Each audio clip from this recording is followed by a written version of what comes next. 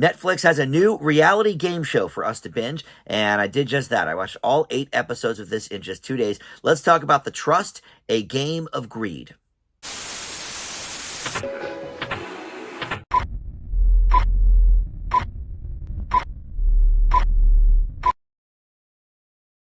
Hey guys, Dan here. This is Dan Reviews It. Welcome to my TV review for the recent Netflix game show, The Trust, a Game of Greed, hosted by Brooke Baldwin and involving a $250,000 cash prize. We're going to talk about this in just a moment, but first, let me welcome you into Dan Reviews It. Thank you for finding this video, and if you are new around here, would love to have you subscribe, click that like button, comment below. All of that stuff, of course, does help the channel out. All right, so this is an 8-episode reality game show on Netflix, and it is definitely bingeable.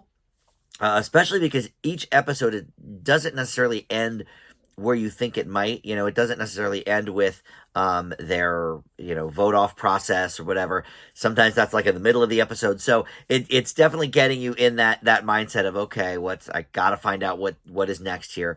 So I actually had to turn it off the one night because it was like 3 a.m. and I had watched the first 6 episodes, and I'm like, I can't do this anymore. I need some sleep.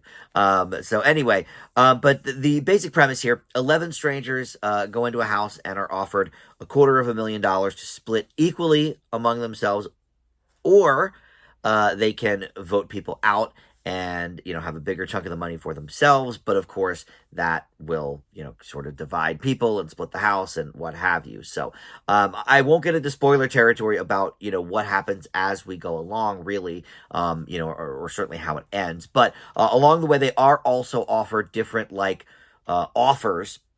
And not everybody is offered the offers.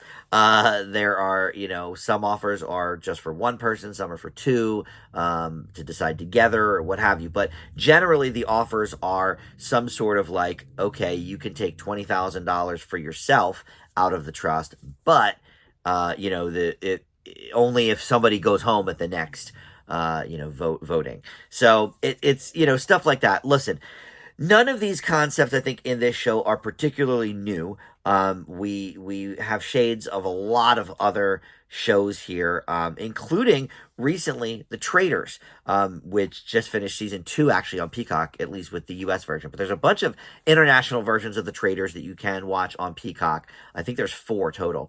But Alan Cumming hosts the American one, and I reviewed that last year. There's definitely some shades of that here, no doubt. But there aren't any, physical challenges, there's none of that kind of thing. It's really just, these people and how they're getting along and what the money is, kind of going to do to them and what have you. More of like one of those social experiment type of game shows. Now, Brooke Baldwin as the host, I was unfamiliar with her. I don't have cable, but she is a longtime reporter and correspondent for CNN. She was on there for several years, and she's written some books and whatever.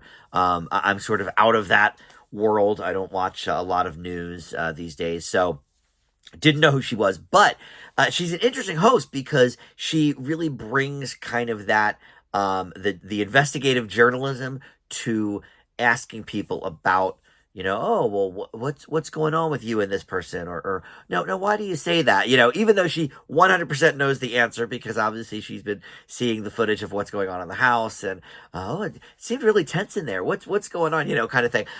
For some reason, it worked for me. She's certainly not as impish as Alan Cumming in The Traitors, but her style seemed to work for me in this. She has that style that makes you want to open up to her, even though you know that there's a bunch of cameras rolling, that kind of thing.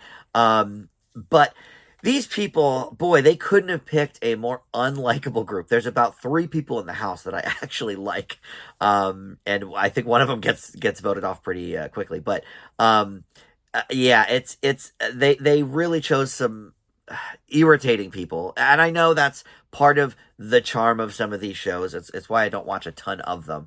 The quote unquote charm. But my biggest issue with the contestants and how the producers have framed them is there is one guy and one girl who sort of decide, okay, we got the hots for each other. Let's make this a moment, kind of thing. And it goes into like sort of bachelor territory or whatever. I don't watch the dating game shows. I did watch a little bit of Love Is Blind when I was doing a lot more reviews on this channel, and I think I watched. There's been a few that I've watched, over the last few years, just to kind of sample to review. But I never stick with them. I just don't really care about the dating ones.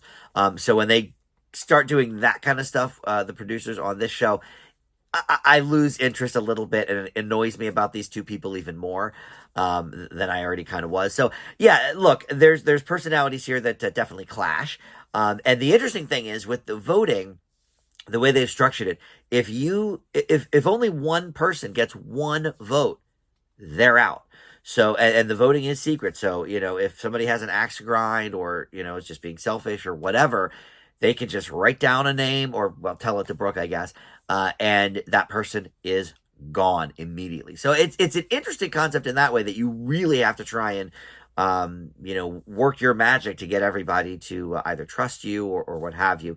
So look, overall, this is certainly not a new concept, but it did make for some interesting watch.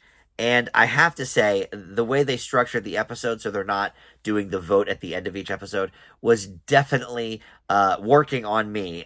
Is it, clever? I'm not sure, but it definitely worked on me to make me watch that next episode to see what's going on next. And this is the kind of show that I think is binge worthy, because if this were on like week after week, I think you would maybe lose interest in the characters or whatever. But since you're there with them, right then, oh, good, I have the next hour. I can watch these idiots too. It sort of works in that regard. And I think Netflix is definitely finding the binge model sometimes works for shows like this and sometimes doesn't. I think Love Is Blind maybe is weekly. But that's like one of their most popular shows, so it makes sense to kind of keep the chatter going about that. But I will leave The Trust, A Game of Greed with a B-, enough to give it a slight recommend, but probably not original enough for sure. But all right, thank you for watching Dan Reviews It. We'll see you next time.